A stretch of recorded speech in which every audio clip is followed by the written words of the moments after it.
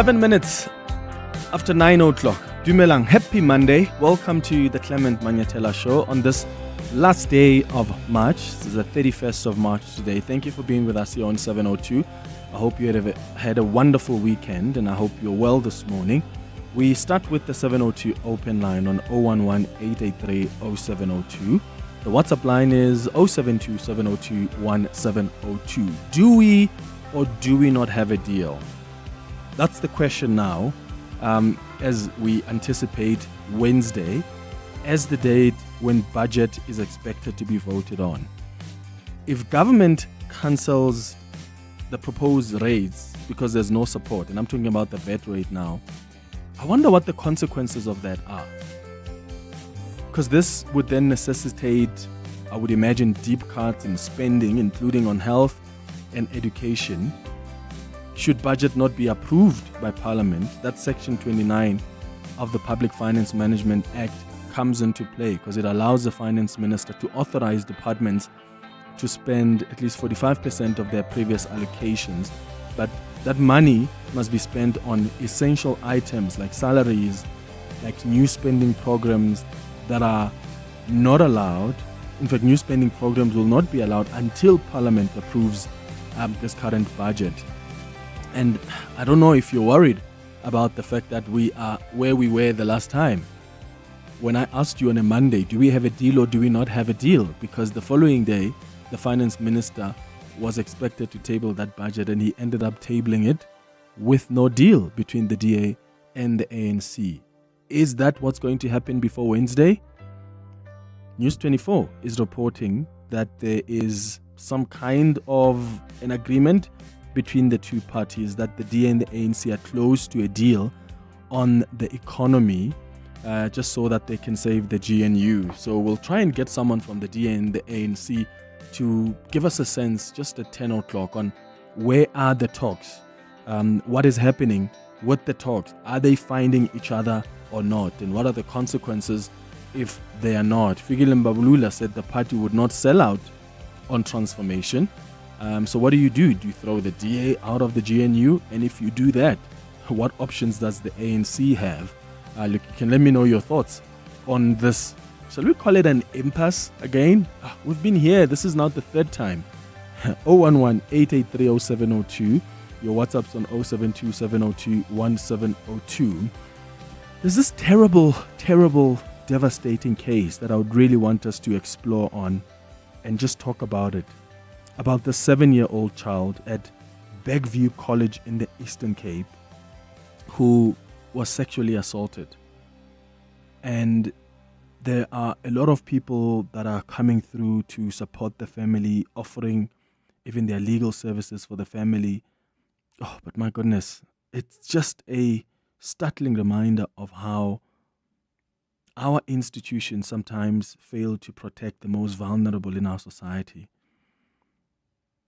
And I think it is an indictment of a system that just often fails survivors of sexual violence. If you look at how the case has been handled from the school, the institution itself, it's just so devastating. And I want us to have a broader chat about it. How do we keep our children safe? And I know children are not safe at home because our children get raped at home. Children are not safe at schools. Children are not safe in churches. So there's really no place that is a refuge. There's no place that you can wholeheartedly trust as a safe zone, a safe environment for your kids. And I don't know, as a society, how do we feel about that? Because the people who perpetrate the sexual violence are from the very societies. They're part of our families. They're part of our society. So it's just so sad listening to how the parents found out that the 7-year-old child was raped at the school. And I'm hoping that we can find someone in the Eastern Cape who can speak to us from the family or maybe the police as well, because we have to somehow put pressure as well from all different sections so that there can be justice here. And this is how we do it. because there are many, many other children who get raped in the matter. It's just thrown under the carpet. Some of these cases happen in far-flung areas. They don't have access to the media. They don't have access to social media.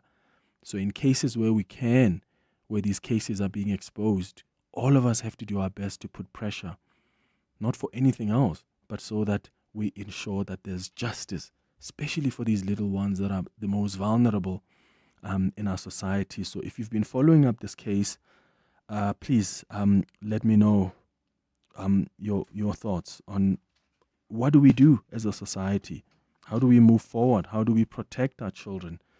I'll take your calls on 011-883-0702. I'll take your WhatsApps as well. At 10 o'clock, we are going to get an update on this deal or no deal in as far as the budget is concerned from the ANC and the DA. 10:30, we're going to start a new series today about the afterlife. And I know often this is something that people find uncomfortable to talk about, but why? Why is it uncomfortable to talk about it? And I think we must have uncomfortable conversations. I think that's how we grow, right? That's how we grow emotionally. That's how we grow spiritually. I think that's how we grow in our becoming in this world. So we're going to look over the next couple of weeks at what different belief systems say about the afterlife. Some people believe in eternal life, whatever form that eternal life takes. There are different beliefs about whether heaven and hell, for instance, are literal or figurative. Some people believe in reincarnation. So different belief systems have different viewpoints about what life after death is. So over the next couple of weeks, we're going to focus on that. So today we are going to start with what Christians believe about the afterlife.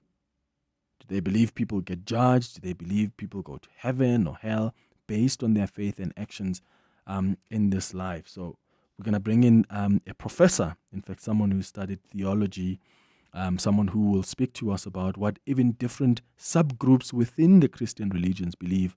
We'll look at other religions, other belief systems as well outside of religion. That's at 10:30 over the next couple of weeks. I'm really looking forward to this. I think we're going to learn a lot. At 11 o'clock, we're going to do our Family Matters feature. And today, we're discussing healthy parental blame. How does living in victimhood hinder our ability to heal and take control of our lives? And I ask that question because sometimes when we blame our parents, quote unquote, we end up living in victimhood. And that becomes a hindrance to an opportunity to heal, to opportunity to control our lives. We mature when we realize that our parents are actually flawed, like all of us. They're human beings. But because we've grown up putting our parents on a pedestal, they're not capable of any wrongdoing. They're not capable of taking decisions that are not in our best interest. They are. They are human beings. The same way that as much as you love your kids now, you may take decisions that are not in their best interest. And maybe you're unaware of it. But when you become aware of it, what do? So I want us to have that conversation because I think it's important. It lifts the parents from the pressure of they are these holy, angelic beings that can't do wrong. But I also think we need to think and reflect on our parents as human beings, because the moment you have that empathy, the moment you realize that your parents are human beings with their own traumas, with their own shortcomings, even when you pick up moments where they did you wrong, you're able to talk about it or reflect on it and move past it and have empathy to understand that they're human beings like you. There's a developmental shift in how we view our parents. When we're young children, our parents are godlike in their power. As teens, working on creating our separate identities, we're often acutely aware of our parents' failings. And then once we reach adulthood, ideally we have a more balanced view of our parents, right? We're clearly seeing their strengths and weaknesses in perspectives, and even with more tenderness. So we're going to have a conversation about healthily blaming our parents. What does it look like and how do you move past that healthy blame? That's a conversation on our Family Matters feature at 11 o'clock. That's the show coming up over the next 3 hours. Clement Manyathela, streaming on the Prime Media Plus app. DSTV channel 856, 92.7 and 106 FM. Hi, Clement. I'd like to stay anonymous. The 7-year-old story, it really breaks my heart. And, you live in a world where it's just very cruel to kids. And I myself was abused and sexually abused by a neighbor growing up. And even when you try to say anything, when I said anything, he was, let me say, smart in a way to make it look like I was lying, and it still eats me up till today. I'm 30 years old, and this happened when I was roughly 6 years old, when I was still staying in Soweto. So, and it's really, honestly, it breaks you as it broke me as a child, breaks me as an adult. There are certain things, or if someone just randomly touches me, it's you gonna have to kind of like touch me in a way that you cannot ask for permission. So it's a personal thing for me. The story is really, yeah. Oh, I'm sorry to hear that, man. I really am. I'm sorry that you've gone through that experience, and I'm especially sorry that even the perpetrator wanted to manipulate you and make you feel like you were lying about the incident. And I'm so sorry that you didn't get the support that you needed. And I think that's part of our problem as families and as societies is, and again, linked to this conversation we're going to have at 11 o'clock, is that there are certain people even in our societies that we have put on a pedestal. And I think we need to be honest about that. That is why there are so many kids out there. Some of them are adults now listening to this conversation who were molested, who were sexually assaulted when they were young. They've never spoken about it. You know why? Because where do they even begin to tell you that that priest or that pastor or that reverend that is so respected and revered by the community and the family, or was a family pastor, or was a family therapist, was a family elder, that is the person who has molested them and sexually assaulted them?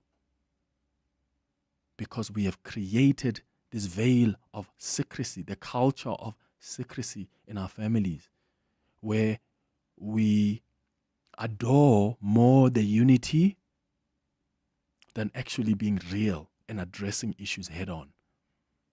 How many times are we told in our families, no, let's not talk about that, or you can't say stuff like that, because we have to preserve the unity. We don't want conflict. But what that does to people who are victims, it breaks them. How do we get families to open up? How do we get families to stop putting even our fathers, even our neighbors, even our brothers, our sisters? We are all human beings. We are capable of faltering. All of us. And the minute there are certain people in our society that we think are so precious and angelic, that's the moment that we fail the victims. Because how many times have we heard of priests or pastors or uncles or brothers or even fathers who have done that to their children? How many times have you heard that? And these are the people who are supposed to protect them. And it's so sad that even in this case, this is, in fact, if you go check hashtag justice for Cwecwe, the mother has spoken extensively about what happened here. And I'm going to try explain to some people that have missed the story. I have to warn you, though, that, some of the descriptions by the mom were a little graphic. So this may be too graphic for you on how the mom explains how she found out that this child was actually raped. So the mom gives us a story of what happened on the day that they believe that this child was molested or raped, there was a time when the child came back from school and didn't talk much. And there's a time when the child started complaining about stomach aches. And she kept on going to the bathroom. And she would come back after 10 minutes. And then she would complain about now the buttocks that are painful. And the mom says they just thought she was constipated or had bad diarrhea. So they didn't pay much attention to it. So they just gave her medication. And she went back to sleep. In the middle of the night, she woke up again. And they thought maybe it's a stomach bug. And in the morning of the next day, the mom explains that her and her husband were in the kitchen and they saw that the child was struggling to walk. She was in excruciating pain. And that's when they decided to check to see what's going on. And they're saying at the time it was still a bit dark, so there was load shedding. So the mom used the torch, the phone's torch, just to check what's happening. And the mom says, and I quote now, "As I tended to her, I saw a huge opening on her buttocks, and she was red around the lining. And I informed my husband, and he came to check as well, and was met with horrific sight. But sexual assault slipped our minds as it didn't occur to us that could have been it. Since my husband was absent at work on Tuesday, I told him to go in and I'll take Cwecwe myself to the doctor. And when they got to the doctor actually confirmed that this child was raped. The doctor confirmed that there was a huge opening. That huge opening that the mom saw is of sexual assault. So the doctor checked her on the front as well and confirmed that there's a penetration as well. But it's not as deep as the one at the back. So the doctor then advised them to go open a case. The case has since been opened.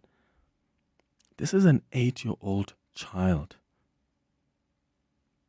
When the dad asked the child what really happened, the child explained that she was at school, the driver who normally picks her up came late, and she was made to do some chores, and then she felt tired, and it looks like she was drugged, at least from how the child explained it to the dad.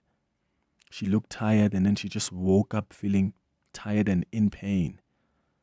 Now the question is, who may have done this? The child explained that the person who worked at the school gave her chores. So it looks like the last person the child saw was someone who worked at the school.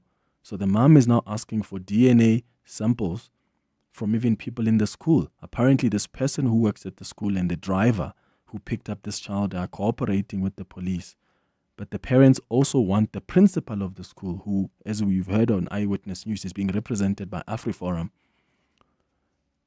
They want that principal to also provide DNA samples so that they're able to check who could have perpetrated this horrific thing on this child. But the principal doesn't want to do that as yet. AfriForum has explained why. They want at least strong evidence of, is there anything linking this principal to this thing before the DNA results or DNA samples can be shared with the police. And I wonder where you sit on this one. When there's a child who's in pain, I understand that everybody has rights and you don't just get everybody's DNA tests. But when a child has been raped and the family says we're trying to find the perpetrator, I have no problem as a school principal. I would have no problem with saying, here's my DNA results, here's my DNA samples, go check that. Because you want to satisfy the parents who are seeking justice. You want the police to also satisfy themselves that these are the leads, these are the people to look at, and these are not the people to look at. Unless you're worried about your DNA samples are going to somehow be misused for what? In this case, they want to see if there's any correlation to what they have found in this child's genitals. But AfriForum says the principal is not going to do that until the police are able to provide some kind of evidence that there's something that can be linking the principal here. And I'm saying this is not about any linking. If someone came here, God forbid, and said someone has been molested within this office, we want all the men to provide their DNA samples, why would we say no to that? And it's not to say that this principal may have probably done it. He probably wasn't even at school at the time. What is wrong with saying, here you go? I want to assist the investigation. I want the police to be satisfied that we are not now looking for a perpetrator at the school because the DNA samples came negative. We're going to change our focus now to the driver or to the neighbors. I feel like it's unnecessarily frustrating the process of investigation. You can share your thoughts as well on 011-883-0702. My heart was just so heavy when I read the story of this 8-year-old child who is struggling to walk, who is in excruciating pain. It's just so painful for the child to deal with something like that because it's going to change the trajectory of her life completely. It's going to change so much about her. Spare thought for this family that is in the Eastern Cape. Your calls on 011-883-0702. WhatsApp's on 072-702-1702. Your voice, Your station. your open line Walk the talk with Clement Manyathela. on 702. Sister, you're calling from Bramley. Good morning. Hey, Clement, how are you? Good, sister. How are you? Go ahead. Yeah, Clement. Yeah, Clement, I was just listening to this from the morning. Last week, I think Ubongani had two people, I think the minister and I think somebody who was representing women abuse, GBV and all of that. And the stats were so scary when we found out that only 4% of cases that have been reported have been, they've managed to really deal with those cases. And now we have a child here who's 7, who we know very well that the child has been raped based on what the doctor has said, right? And the principal, if he was the last person in the school, I don't see why would he be against giving evidence, giving his DNA, because all we want is to start clearing people's names to say, okay, this one didn't do it, this one didn't do it. You know what I mean? I understand that he has rights, and I understand his human rights and his dignity. However, as an adult and as a principal who has to look after those kids, I don't understand why would he go to the lawyers to say, defend me, I don't want to give my DNA. So this leads to suspicion. And secondly, it's not going to go away, whether he gives his DNA or not. And the fact that he doesn't give his DNA, it makes it worse for him, because then people are going to think, why is he running away? Why is he getting lawyers to deal with it? There's a child here, guys, and I think men are doing this. Some men are doing this because they know they can get away with it. A child will be 15 years when the first time they set foot in court. This child, this 7-year-old, 7 years later, this will be the first time the child sets the foot in court, and that's why some men know that I can do it and get away with it, and nobody will do anything. Yeah, it's just so sad, sister. Yeah. Thank you so much for your call. I do agree as well. I get that this man has rights. You don't just give DNA samples, and maybe we're different people. But I'm very sympathetic. As I said, if I work in this office building, in our floor, someone gets molested on our floor, the police say we need DNA results of all the men here. Why am I refusing that? Why? What's going to happen? Just providing DNA samples that are going to help in police investigations. Especially when I know I've not done it, that clears me. In fact, it helps the police refocus the investigation. The police then are not going to waste resources trying to investigate people at the school because they have seen the DNA samples. They don't correlate with what they found in this child's genitals. Why are you refusing to do that? Why are you refusing to cooperate to help the parents who are devastated by a child who's in pain find justice?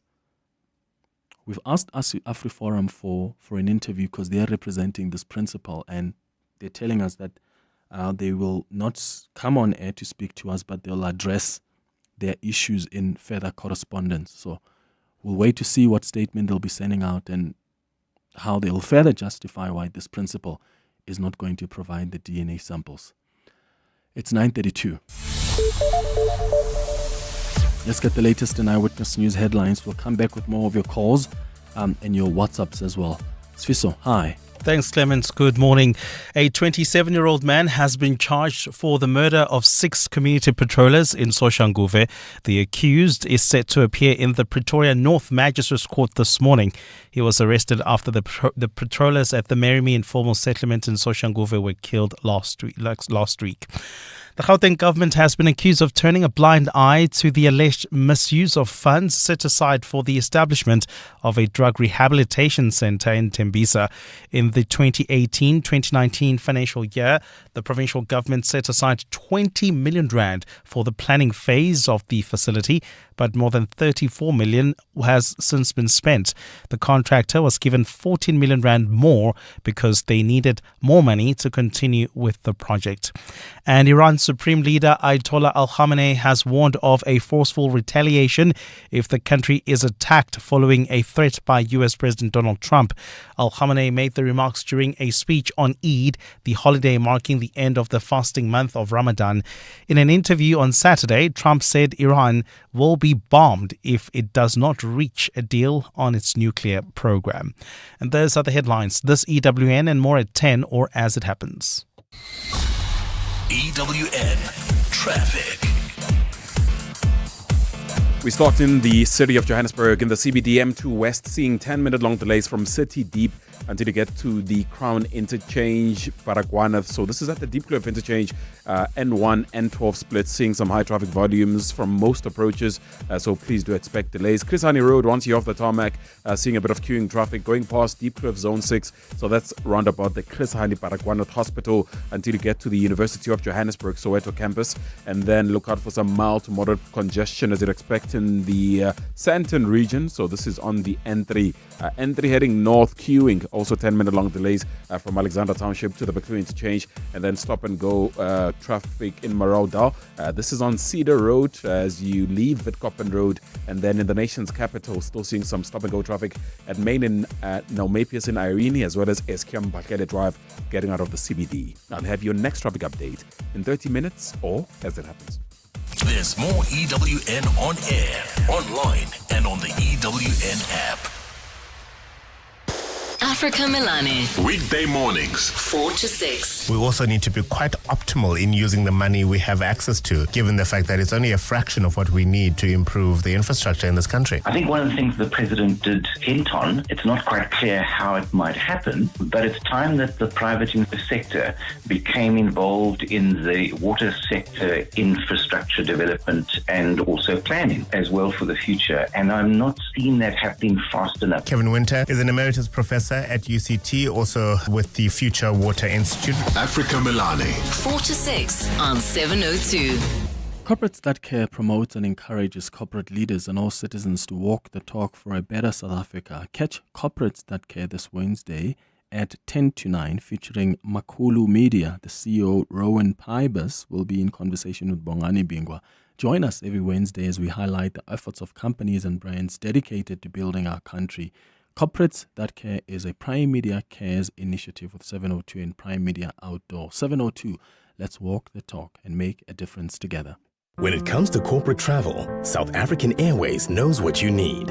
SAA services are designed specifically for the business traveler. Experience competitive rates, flexible travel options with waived change fees, and fully refundable and flexible tickets for a hassle-free journey. SAA dedicated key account management means your travel needs are meticulously handled every step of the way. Plus, earn Voyager miles on every trip and relax in our luxurious business class lounges. South African Airways, where your travel needs are our priority. We don't just fly you, we prioritize your travel needs. Visit flysaa.com or call your nearest travel agent to tailor your corporate travel experience. South African Airways, transforming business travel. When you need a bucky for business, you want tough and reliable and a proper warranty. Kia's K2 Bucky comes with an unlimited kilometer 5-year warranty. So you get to drive 900,082,407,020. Let's just say you can drive for a gazillion kilometers. With up to 40 grand cash back, your business can go further with a Kia Bucky. Kia, movement that inspires. The Money Show. Weekday evenings at 6. Fikile Mbalula says there's no deal. What is the DA side telling you? They seem to be at the end of their patience. The DA had already broadened its demand. They were not just talking about the budget. And then this week they said, you know, what we actually need is we need some sort of shared control over the economy. And Carol Payton, editor-at-large at Business 24. The Money Show On 702. 702. Let's walk the talk. The Money Show with Stephen Grootes is brought to you by ABSA CIB, honored as the best research house for the 8th consecutive year at the JSC Spire Awards 2024. Your story matters. ABSA is a registered FSP. The Council for the Built Environment, an entity under the South Africa's Department of Public Works and Infrastructure, is set to host the inaugural Public Works and Infrastructure Summit tomorrow. It's taking place at the Sandton Convention Centre, and this year's summit will be held under the theme Turning South Africa into a Construction Site, Growing the Economy and Creating Jobs. You can catch this show live from the Public Works and Infrastructure Summit for all the live updates, highlights and more. Find out how the Council for the Built Environment plans to optimize asset life cycles using public-private partnerships and ensuring equitable infrastructure investments. The Clement Manyathela Show live from the Public Works and Infrastructure Summit happening at the Sandton Convention Centre tomorrow. Brought to you by the Department of Public Works and Infrastructure on 702. Your voice. Your station. Your open line. Walk the talk with Clement Manyathela On 702. It's 22 minutes now before 10 o'clock. I'm taking your calls on 011 883 0702. The WhatsApp line is 072 702 1702. We have an 8-year-old child that was raped.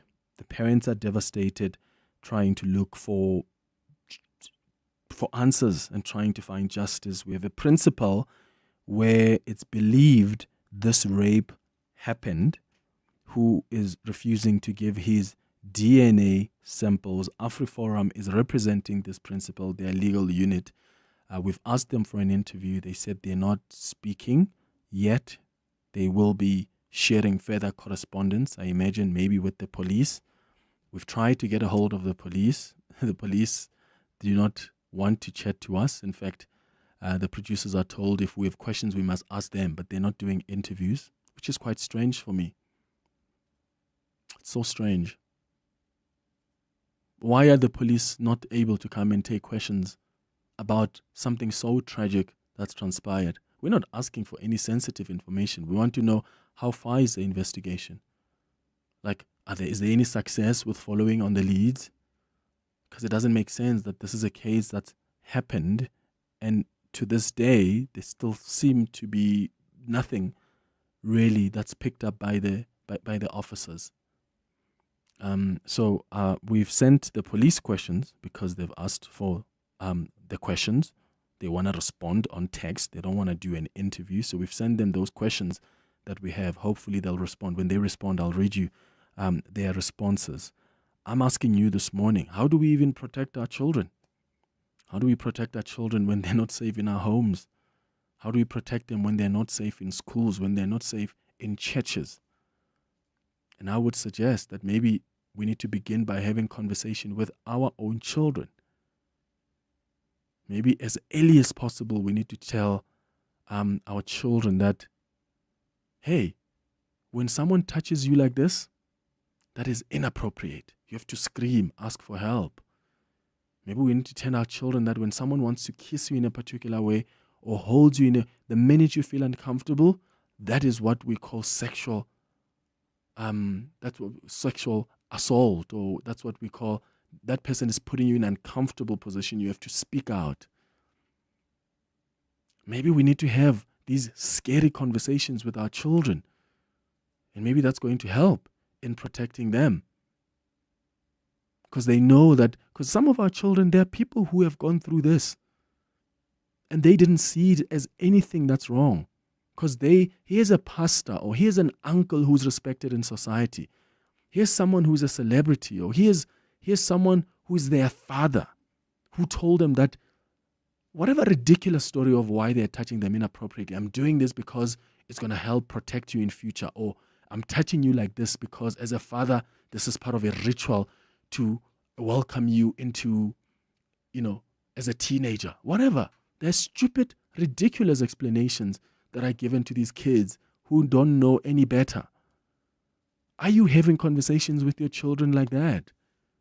And I'm getting messages here from people who have been molested, who were sexually assaulted, who didn't talk about it. Some of them spoke about it, but as families and societies, we told them to shush, because that's going to create so much drama and instability.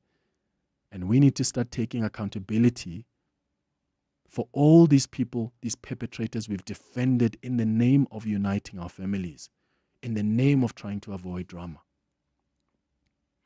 Let's start with your WhatsApp voice notes. Good morning, Clement. I don't understand why the principal is refusing to give DNA test. My kids are at school under the care of the principal. So the principal actually is the one who was supposed to encourage people to go and make DNA tests. It can't be that he's the one who's refusing. No, we must get something to force him to give the DNA test. Abraham Shoshanguve, thank you very much. Clement, the principal of that school must give the police the DNA test. He must not resist. And then Alfred Forum, let the police do their job, because there's an abuse there and sexual abuse of a child.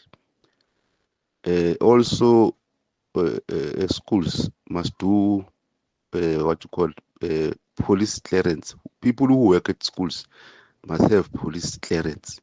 Thanks. Good morning, Clement. It's Joseph from Jamestown. So I just wanted to ask, were there no CCTV cameras, or are there no CCTV cameras on the premises of this school?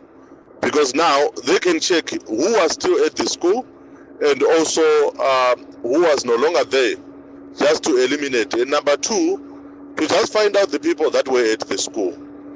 Like people, like it would usually be that everyone has got their phone with them. So where was that phone pinging? Like, if I can use the words from Zenzo Meiwa's case to say they were pinging somewhere. Yeah, so we need to check that maybe probably before we talk about the DNA samples or something like that.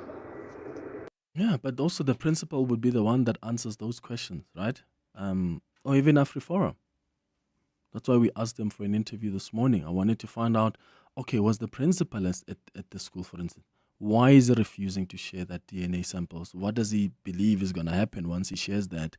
Because if anything, he's assisting. This thing may have happened, and I say may, guys, because we don't know yet where this rape may have transpired.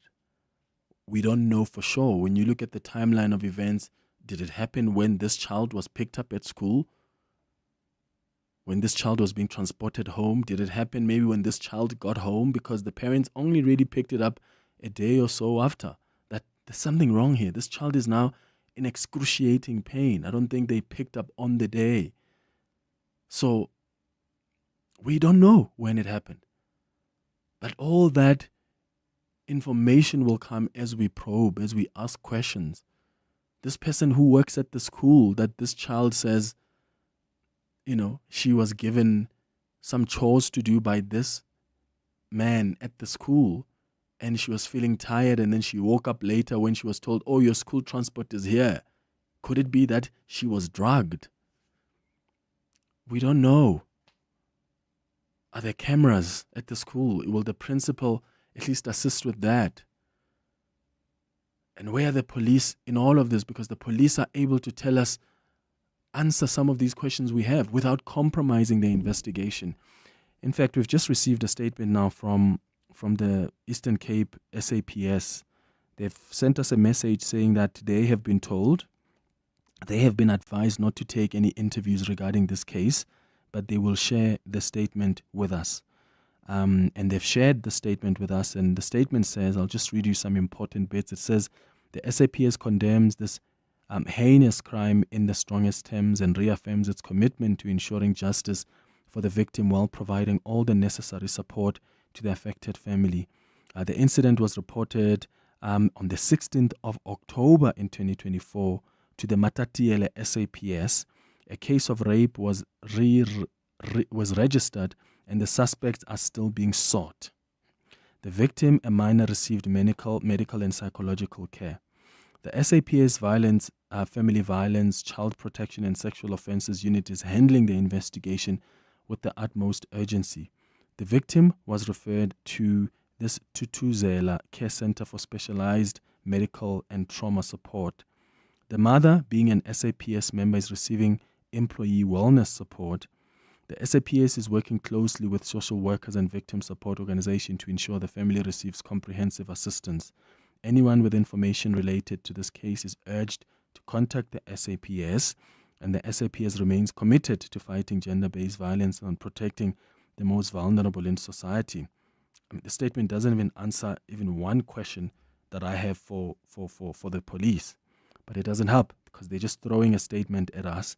They're not really willing to come in and take questions and clarify to you as people that the SAPS work for as to what's happening now with that investigation. Let's go to Papla, who's calling us from Easteras. Papla, good morning. Morning, Clement. What a very sad story indeed. You know, Clement, the victims of this heinous crimes, they never get justice. You know, our very own Deputy Minister of Social Development, Henrietta Bogopane Zulu, she came out, Clement, and said she fell pregnant through this rape by the principal at the special needs school. She fell pregnant. So it's not just denial. And the principal refused to have a DNA test up until now. And I read this article again this morning. At that stage, he was a senior guy in Department of Education. So these victims never get justice.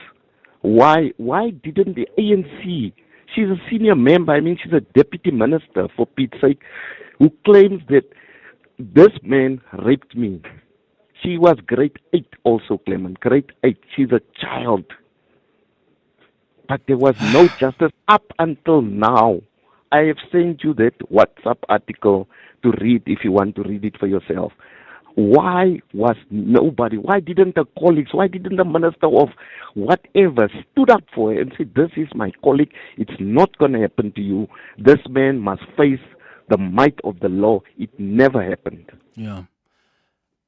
And yeah, even the resources, like the police, you know, because the police, I mean, we've come to expect our ministers do this all the time, right? When there's a case that catches media attention, they run to the family's home.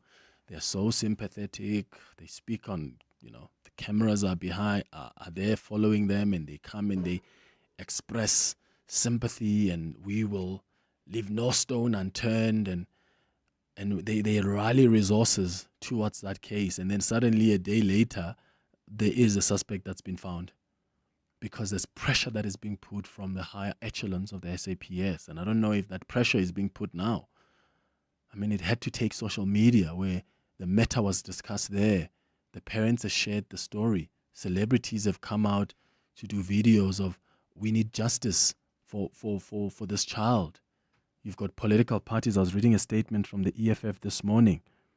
They've also spoken out about the support and trying to put pressure on the police. The UDM as well released a statement. When are we going to see just the rallying of resources on this case? And part of rallying resources and part of putting pressure on this SAPS is to also figure out what conversations are they having with the principal, because this child was in the care of that institution until she left. So you want to figure out if this thing may have happened there. How do they hire people? Do they actually check the sexual offences register? Huh? Especially people who work in preschools, in primary schools, where the most vulnerable our children are. What extra caution are you taking as a principal? What extra caution are you taking as an employer? This child shouldn't have gone through this. She was penetrated, assaulted, anally. She was penetrated and assaulted. The doctors say both. They checked her back, they checked her genitals. There was penetration in both. Who does that to a 7-year-old child? Oh, Vukani, you're calling us from Rosebank. Hi. Hey, how's it, Clement? Sure, go ahead. Yeah, you just touched a very sensitive topic, man. I had to, yesterday, my wife and I had to talk to our 8-year-old daughter, advise her that, look, daddy is not supposed to be in the same bathroom as you. You're not allowed, no one's supposed to touch your private parts except mommy or auntie. If anybody touches you, scream. She's 8-year-old. So this thing that happened to Cwecwe just touched me as a father. Yeah. To say, if this was my daughter, how would I feel? And is it too late for me to have that conversation with my daughter? And I need to have that conversation with her to say, even daddy is not supposed to touch your private parts. Yeah. Yeah, hey, Vukan, we have to have those tough conversations with the kids. And it's so scary for the little kids who are so innocent, and because for them being bathed by the uncle or their brother is normal, they're so innocent like that. But we really have to tell them that this world is not as innocent as it presents, for their own protection.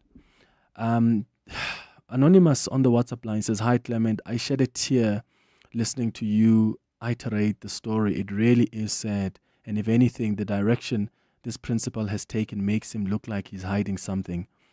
Mina Clement, I was molested as a child, probably 8 or 9 years old. I actually do not believe I have processed it, because I always push it to the back of my mind. But I do remember that the families had a meeting, and I remember distinctly. And as young as I was, the mother or grandmother, my memory is bleak here, but she was old and frail, the mother of the perpetrator, she begged my parents not to take it forward as he was a troubled person with a drinking problem.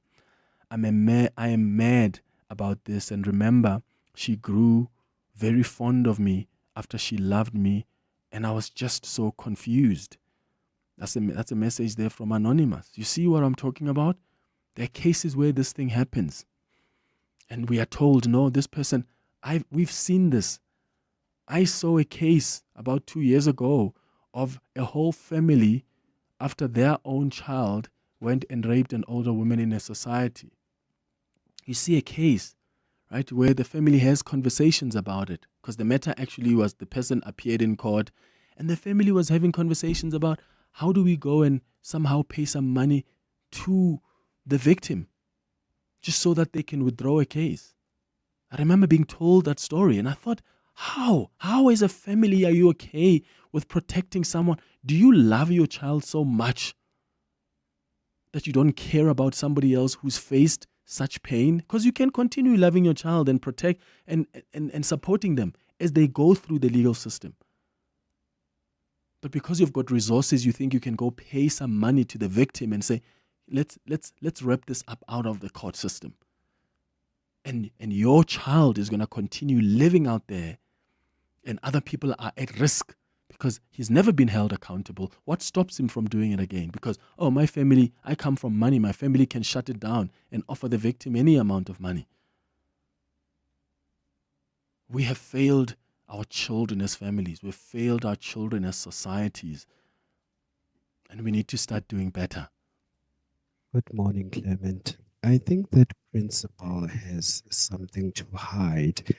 It may not necessarily be linked to the rape of this child. But, when he says that he's worried that the police might misuse his DNA, that could probably indicate that the police already have DNA in their database, but they don't know that it's his. So I think he's worried that some other crimes that he may have committed before are going to be linked back to him. Daniel Mota from Savannah. Good morning, Clement.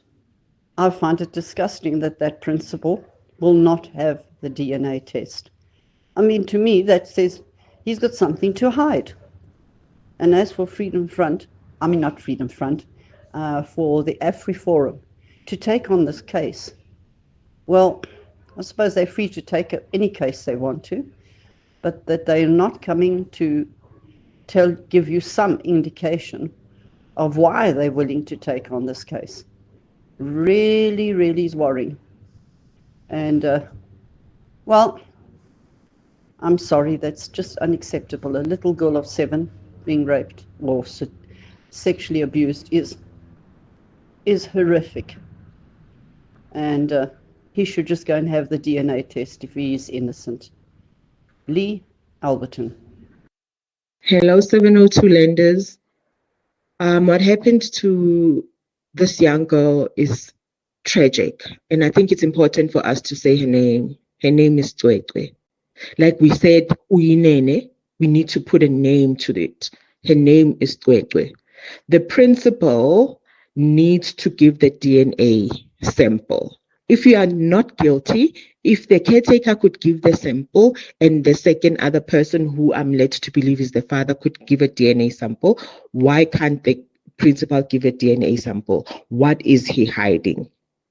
Hi, I'm Lewis Hamilton. Victory demands everything, but the journey is never solo. My team carves the way, data and innovation are my compass. This is how today's champions are made. Drive your success and trade like a champion. CFI, a global leading broker now in South Africa. Access over 15,000 instruments, advanced trading tools, 24/7 support, and superior trading services. Visit cfi.trade today. CFI Financial is an authorized financial services provider. CFI, empower yourself. J. Makotsie's novel Life and Times of Michael K. arrives on stage at the Market Theatre. Experience this breathtaking production with a cast that includes Sandra Prinsloo, Andrew Buckland, and Fanny Swayis, alongside the Tony Award-winning Handspring Puppet Company. This riveting adaptation by Lara Foot follows the haunting story of a simple man who enjoys or journeys through a war-torn time to find closure. This is an unmissable theatre event. Tickets are available on web tickets, or visit markettheatre.co.za for more information. Unlike other assets built on belief, gold is built on reality. Rare, enduring, and demanded globally, gold is a trusted asset for all. With gold rising 30% in the past year, it again proves to be the ultimate store of value. Buy gold with the market leaders at the Scoin Shop, online or in stores nationwide. T's and C's apply. Let's face it, in this country, small business owners wear many hats, and they wear them brilliantly. That's why MTN and 702 wanted to bow hats to all the incredible SMEs of Gauteng for being such a valuable part of our communities and a vibrant force in SA's economy. At the 702 Small Business Awards, brought to you by MTN, because MTN is here to help grow their businesses and move them further. Go to primemediaplus.com now, enter your SME, or nominate a small business doing big things in the 702 Small Business Awards, brought to you by MTN. Today, we make moves. T's and C's and more on primemediaplus.com. This is EWN.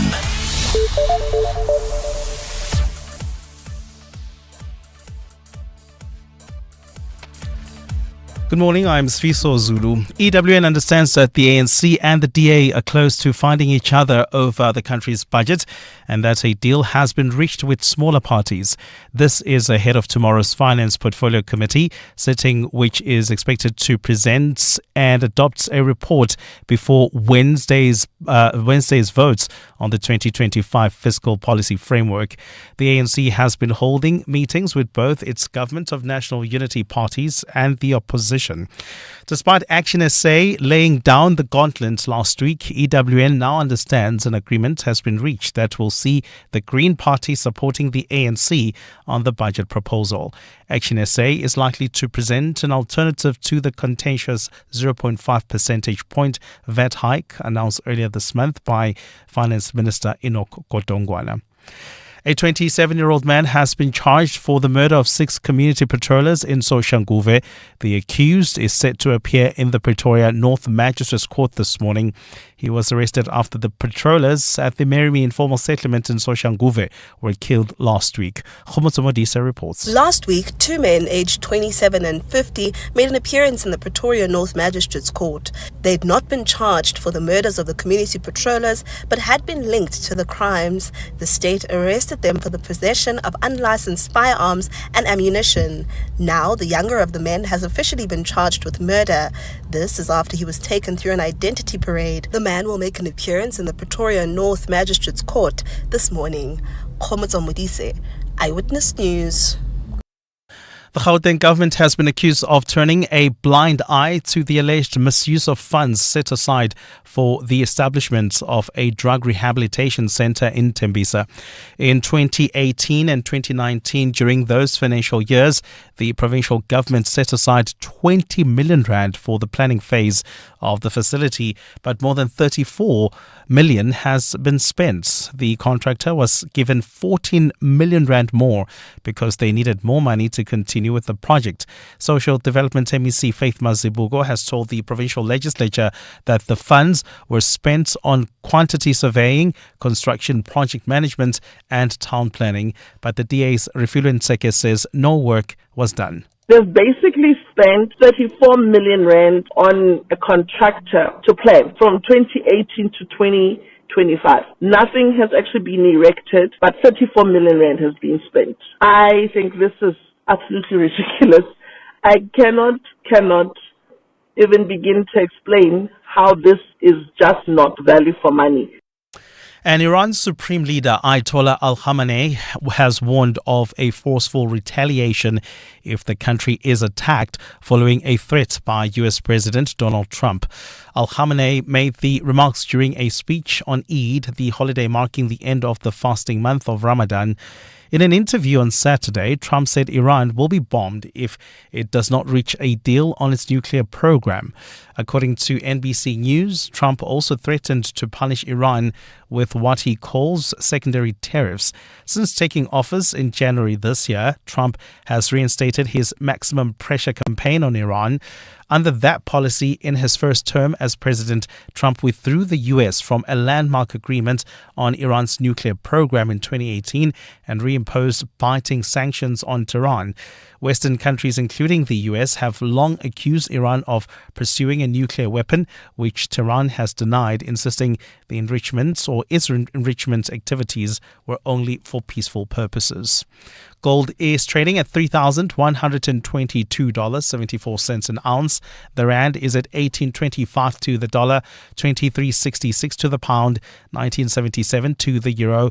Brent crude oil is at $73.51 a barrel. On our roads, Midrand, we've got a vehicle that is on fire right at the Bergview interchange. Now, this is affecting the flow of traffic. 20-minute long delays on the N3 heading north from Alexander Township.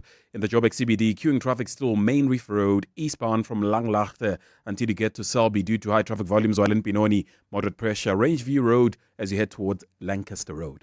A partly